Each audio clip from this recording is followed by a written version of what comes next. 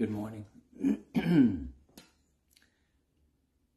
Feels earlier than it really is. It's 8:30, but boys are still sleeping.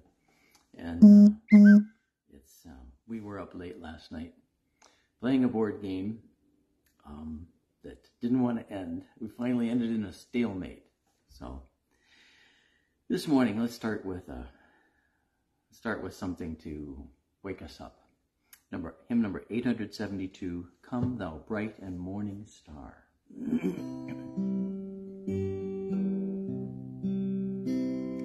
Come thou bright and morning star, light of light without beginning, shine upon us from afar, that we may be kept from sinning. Drive away by thy clear light our dark night.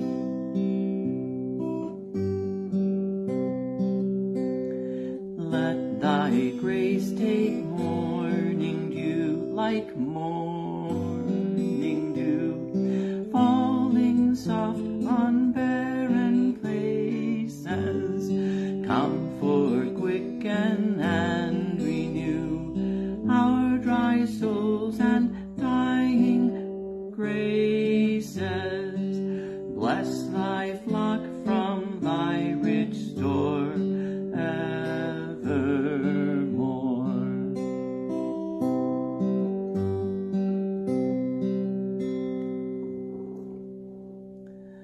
May thy fervent love destroy our cold works in us awaking, ardent zeal and holy joy at the purple morn's first breaking. Let us truly rise ere yet life has set.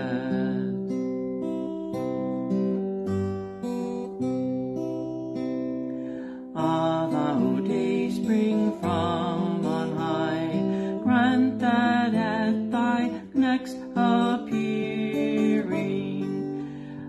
we who in the grave do lie, may arise thy summons hearing, and rejoice in our new life, far from strife.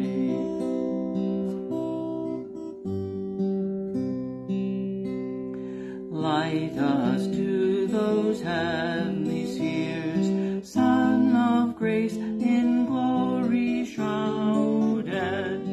Lead us through this vale of tears to the land where day's unclouded. Her purest joy and perfect peace never cease.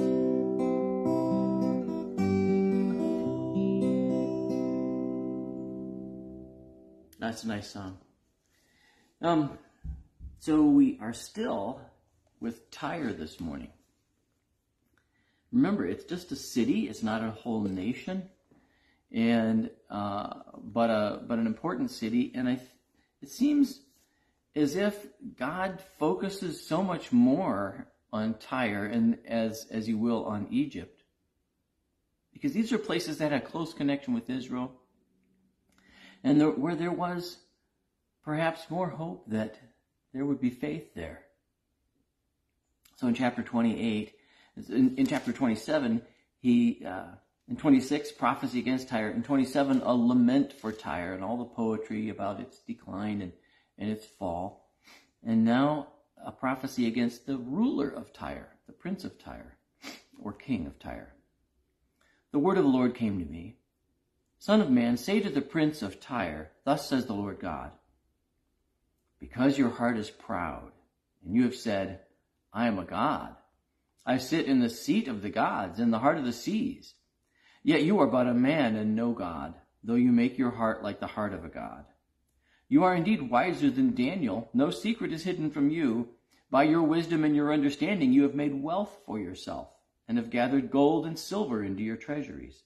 By your great wisdom in your trade you have increased your wealth, and your heart has become proud in your wealth. Therefore thus says the Lord God, because you make your heart like the heart of a god, therefore behold, I will bring foreigners upon you, the most ruthless of the nations, and they shall draw their swords against the beauty of your wisdom and defile your splendor. They shall thrust you down into the pit, and you shall die the death of the slain in the heart of the seas. Will you still say, I am a god, in the presence of those who kill you, though you are but a man and no God, in the hands of those who slay you? You shall die the death of the uncircumcised by the hand of foreigners, for I have spoken, declares the Lord God.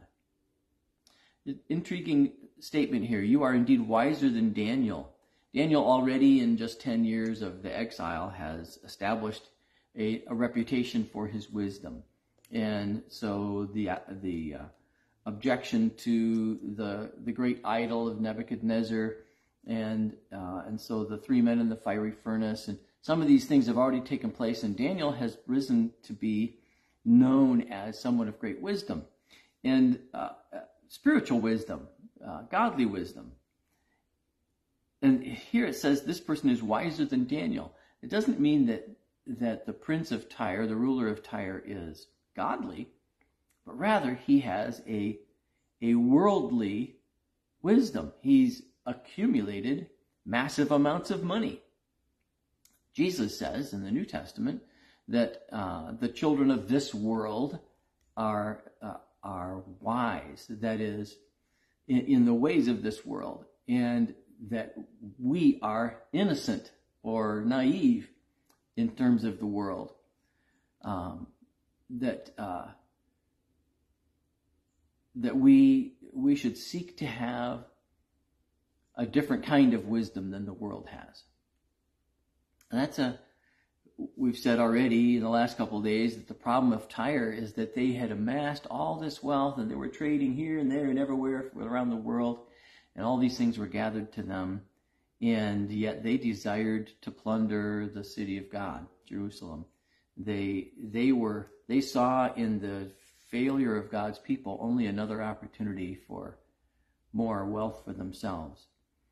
And so the ruler of Tyre is praised for beauty and cunning or wisdom, knowledge, the ability to accumulate wealth, and considers himself to be like a god, to have amazing power. We have a lot of people today who have unbelievable wealth, and it seems it's very, very tempting in that sort of situation when God has allowed you to accumulate that sort of insane wealth, many billions of dollars, more wealth than many nations have, that a person might be tempted to think of themselves as invulnerable, as immortal, that they will live forever with their foundations or their donations, or their name will never fail, and their generations after them will carry it on, and so on. And yet it's not so. Earthly wealth can evaporate, it can disappear in a day. We've seen that before. And those who bring this self-aggrandizement to themselves, those who consider themselves smarter than God, come to a bad end. They may cause a lot of misery for others in the meantime. They come to a bad end. What are we seeking for ourselves? I'm tempted also by worldly things. That we're staying in this nice cabin over towards Lake Michigan, in the Holland area, and oh my, I love it. I mean, there's a hot tub. There's everything's just very comfortable and nice. Do I need this all the time? This is a wonderful little respite, a time away with my boys, and we get to know each other again. and do things together and have lots of good conversations. But that's the important part. Not the place, not the not a luxury, not an exotic location or something like that. If it were, no. The important part is the part that lasts forever, and that's the children of God. That we be in God's Word together. That we grow in faith together and remain in Christ together. While this world is swirling the drain and people are making lots of money, accumulating things, grabbing at them, all those things will go down the drain along with the world. But there are things that you have that you will never lose. There are things that you have that won't go down that drain. There is wealth that is beyond the wealth that the worldly wise can accumulate for themselves. And you don't need to try to be a God in this world, because you have a God who is far greater than the wealthiest people in this world, most powerful people who have ever lived. You have a heavenly Father who has made you, has lifted up you to be a ruler, a saint, a holy one in his presence. And you will be with him forever. Amen. Lord Jesus, our hearts are sometimes drawn off after earthly wealth. Like this prince of Tyre, when you bless us with good things, we may deceive ourselves into thinking that we must be very special. Oh Lord, you are very special. Grant that in wealth or in poverty, with the things we have or do not have, grant that we see the real treasure and lay hold of it and never let it go. Grant that we lay our hands upon your Son, Jesus, and become one with him forever and ever. Amen. And now may the Lord bless you and keep you. The Lord make his face to shine upon you and be gracious to you. The Lord look upon you with his favor and give you peace. Amen.